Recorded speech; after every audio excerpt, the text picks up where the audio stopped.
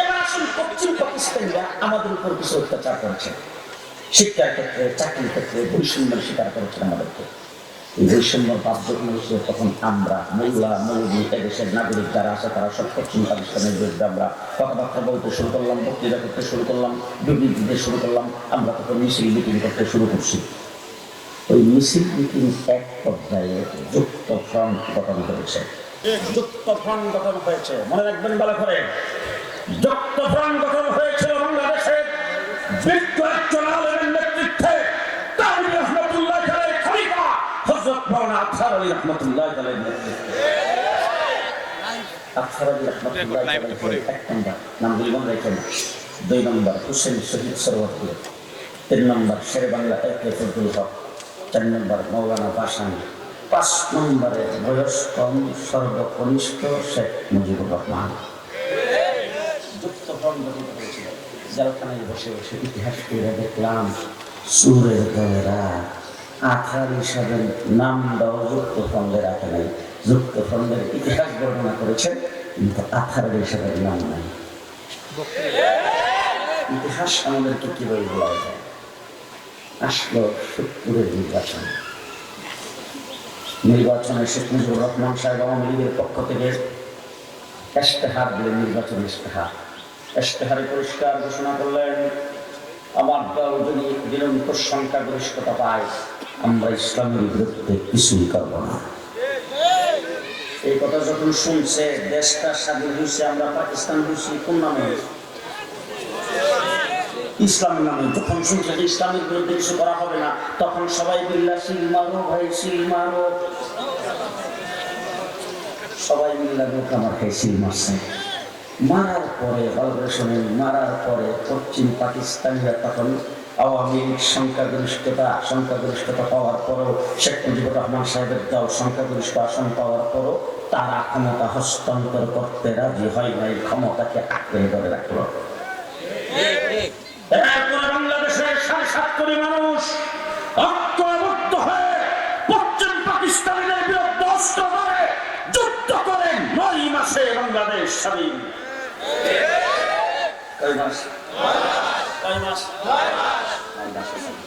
এখন জিজ্ঞেস করতে চাই, কাশ্মীর হিন্দুস্তানের অংশ, কতদিন ধরে যুদ্ধ করে?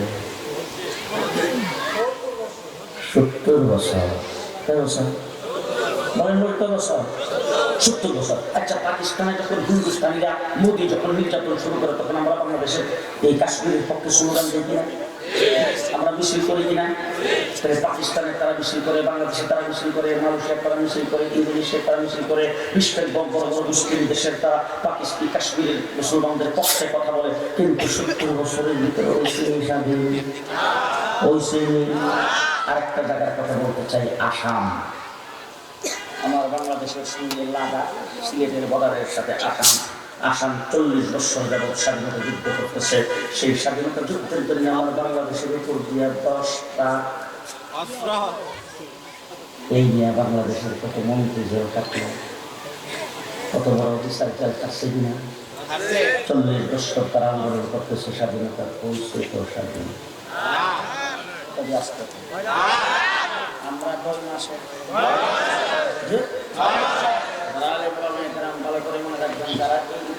বিশ্বাস করবেন আমরা 9 মাসের স্বাধীনতা অর্জন করেছি। পরিষ্কার ভাষায় বলতে চাই, আমরা যদি মুসলিম অধ্যুষিত হিসাবে পাকিস্তানের অংশ না হতাম, আমরা 70 বছর স্বাধীনতা অর্জন করতে পারতাম না। তাহলে এবার বলেন তো, স্বাধীনতার মূলে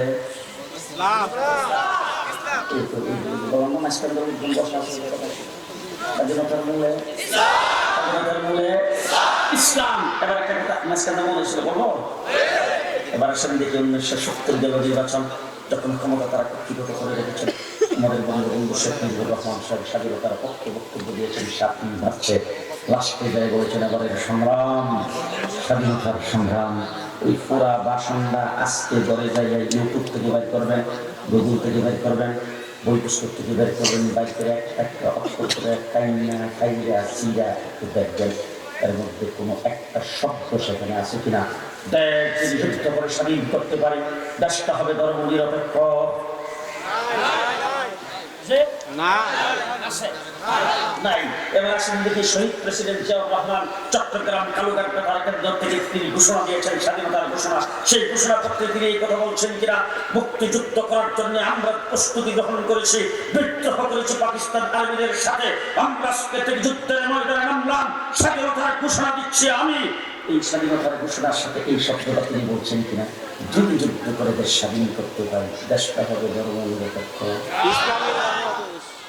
মুক্তিযুদ্ধের সর্বাধিনায়ক উসমানী সাহেবকে বই কথা বলছিলেন। আপনাদের বাংলার নবাবগঞ্জে যারা মুক্তিযুদ্ধ করছে তারা বই বলছে অস্ত্র কান্দি না, যুদ্ধ করতেছি, স্বাধীন হইলে দেশটা হবে ধর্মনিরপেক্ষ। বলছেন বলছেন এই কথা। মেজর এম এ জলিল সাহেব হযরত হাফিজ হুজুরের মুরিদ হয়েছিলেন। হাফিজ হুজুরের সাথে একসাথে আন্দোলনের ময়দানে ছিলেন। এম এ জলিল সাহেবকে আমি একদিন গাড়িতে বসে জিজ্ঞেস করছিলাম, জলিল ভাই মুক্তিযুদ্ধের কিছু স্মৃতিচারণ করেন। তখন তিনি আমাকে বলছিলেন, জুনায়েদ ভাই শোনেন, আমরা মুক্তিযুদ্ধের সময় ওলামায়ে কেরামের কাছ থেকে ফতোয়া নিয়েছিলাম, একদল যুদ্ধ করবে, আরেকদল যুদ্ধের ময়দানে নামাজ পড়বে। যখন নামাজের টাইম হতো আমরা যুদ্ধের ময়দান থেকে বার হয়ে যাইতাম। আমাদের রক্ত মাখা অবস্থায়, কেউ কাদা মাখা, কেউ মাটি মাখা, আমরা সেই জায়গার ভিতরে পানির ব্যবস্থা না থাকলে তাই মন করে আমরা ওই অস্ত্র শস্ত্র সহ আমরা একজনকে ইমাম বানিয়ে জামাতের সাথে নামাজ আদায় করেছি, তারপরে যুদ্ধ করেছি। এই করে যারা মুক্তিযুদ্ধ করেছে, মুক্তিযুদ্ধের সময় ধর্মনিরপেক্ষতাবাদের কথা বলে নাই। যখন দেশ স্বাধীন হয়েছে, কেউ বলে শেখ মুজিবুর রহমান সাহেব পাকিস্তানিদের কাছে আত্মসমর্পণ করেছেন, আবার কেউ বলে তিনি অ্যারেস্ট হয়েছেন। আমি কোনোটাই বলতে চাই না, উনি তাদের হাতেই ছিলেন। দেশ স্বাধীন হওয়ার পরে যখন সেখান থেকে সারা খাইছেন, বাংলাদেশ ডাইরেক্ট লন্ডন, সেখান থেকে তিনি একটা পেটিশন নিয়েছেন। এরপর আসতেন দিল্লি, আইসা শ্রীমতী ইন্দিরা গান্ধীর সঙ্গে সাক্ষাৎ করে এখান থেকে নিয়েছেন আটটা পেটিশন। এরপরে বাংলাদেশে এসে তিনি ৭২ সনের সংবিধান করলেন ধর্মনিরপেক্ষ। এবার জিজ্ঞেস করতে চাই, দেশ স্বাধীন ধর্মনিরপেক্ষতার নাম হয়েছে? আর ৯ মাসে যুদ্ধ করে স্বাধীন করতে পেরেছে একমাত্র ইসলাম আর মুসলমান হওয়ার কারণে, ঠিক না বেঠিক? ঠিক না বেঠিক?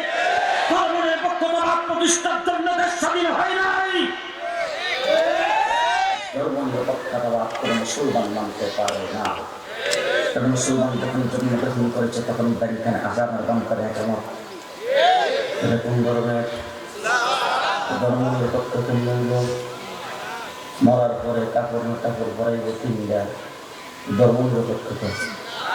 কবরের জানাজা করবো ৬০ তাকবীর, ধর্মনিরপেক্ষতা। তারপরে যে মুসলমানদের সুন্নাতকে দোয়াইব, ধর্মনিরপেক্ষতা। কবরের সবাই সময় বলবেন বিসমিল্লাহি ওয়া আলা মিল্লাতি রাসূলিল্লাহ। যদি কোনো ব্যক্তি মন ও প্রাণে ধর্মনিরপেক্ষতা বাস্তবে বিশ্বাস করে, সেই ব্যক্তির জানাজা করা উচিত হবে না, কবরে রাখা উচিত হবে। ঠিক না?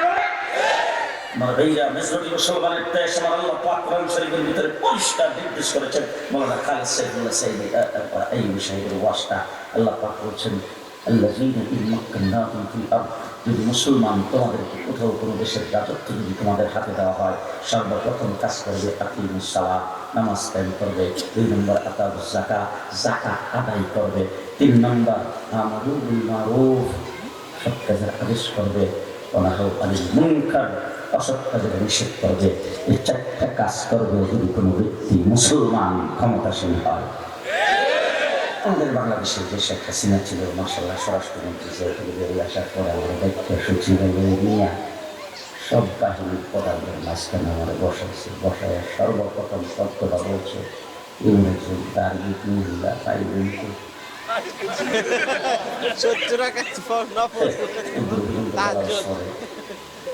মাথার কাপড় কোনোদিন পরে না।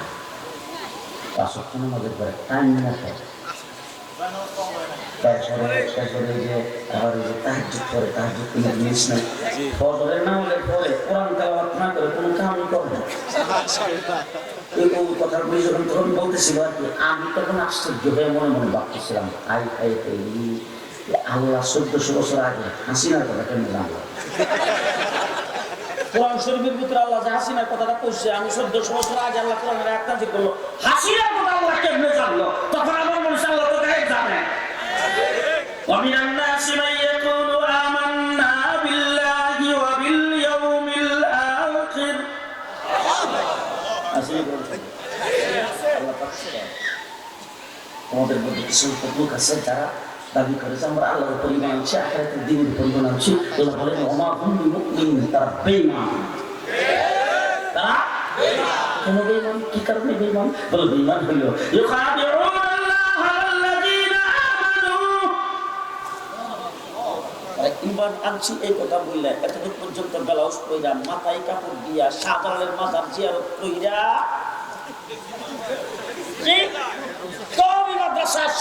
স্বীকৃতি দিয়া তারা আল্লাহ ধোঁকা দিতে চাইছে, মুমিনরাও ধোঁকা দিতে চাইছে। আল্লাহ রাব্বুল আলামিনকে সার্টিফিকেটে শোনান নামেন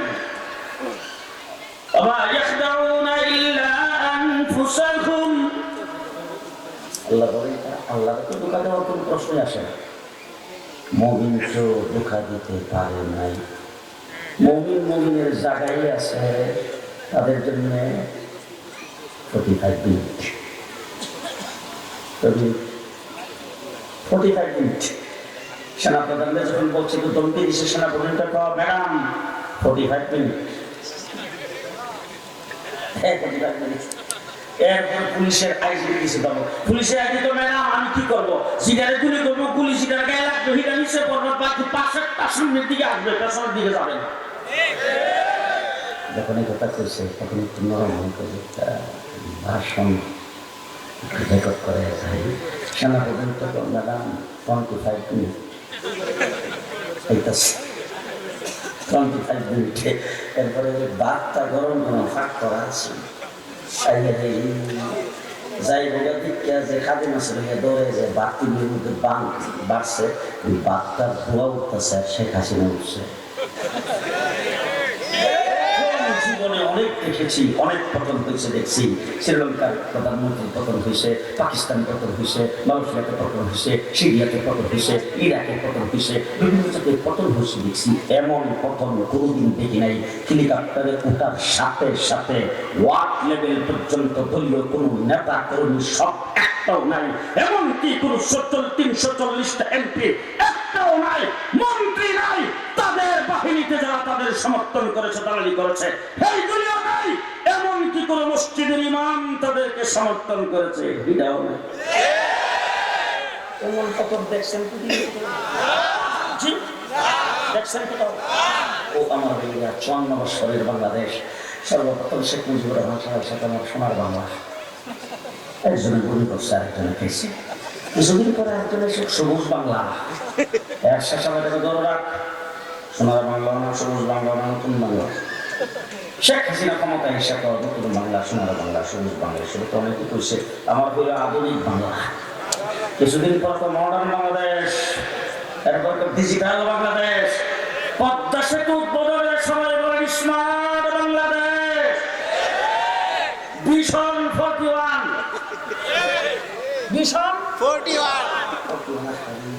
ভিতরে ছিলাম। রাত্রেবেলা খবর পাইছি, সকালবেলা যখন বলল হাতটা খুলছে, মোহাম্মদকে ডাকবে সাহেব 140 চিন্তায় কাহিল 140 মিনিট কমবে তাকে পাচ্ছে। আল্লাহ ডাকবে তো কি বাবা স্যার কি চিন্তা করো? ভীষণ 24 ভীষণ 24 কোনো বাইরে গেলাম বিএনপি আকাশকারীকে মাঠে নামবো। আল্লাহ আমরা হেফাজত ইসলাম ফজর রাত পর্যন্ত ছিলাম, বিএনপি আসার আগে নেই। আমরা কিন্তু ফজর রাত পর্যন্ত ছিলাম, বিএনপি আসার আগে। আসল আগে যখন বিএনপি দিয়েছিল তখন কিন্তু পালিয়েছে। আল্লাহ ডাক্তার চিন্তা করছি আব্রাহা বাদশারা যেভাবে ধ্বংস করছি, দেশ ছড়াকে ধরে আবাবিল পাখি দিয়ে আব্রাহা বাদশাকে ধ্বংস করেছি। স্কুল কলেজ মাদ্রাসার ছাত্র দিয়ে শেখ হাসিনারে ভীষণ ক্রান্তিক। এবার জুলাই আগস্টের আন্দোলনে রাজপথে যারা আন্দোলন করেছেন তারা রাজপথে আল্লাহর সঙ্গে কানেকশন 5 ওয়াক্ত নামাজ জামাতের সাথে আদায় করেছে। ঠিক আছে, তাদের রাজপথের পরিষ্কার স্লোগান ছিল নারে তাকবীর, নারে তাকবীরের স্লোগান দিয়ে আল্লাহু আকবার নামাজ করে রাজপথে নামাজ আদায় করে মাদ্রাসা স্কুল কলেজের ছাত্ররা একাকার হয়ে আন্দোলন করে দেশকে বিপ্লব ঘটাইছেন। সেই দেশ আগামী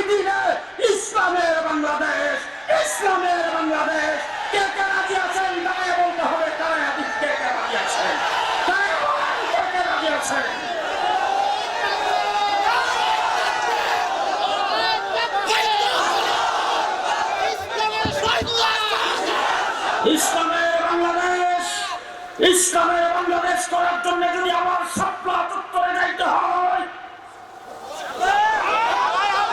আবার যদি রক্ত দিতে হয়, এবারের সংগ্রাম ইসলাম প্রতিষ্ঠার সংগ্রাম। নাসরুম মিনাল্লাহ, ফাতহুন করিম, ওয়াবাশশিরিল মুমিনিন।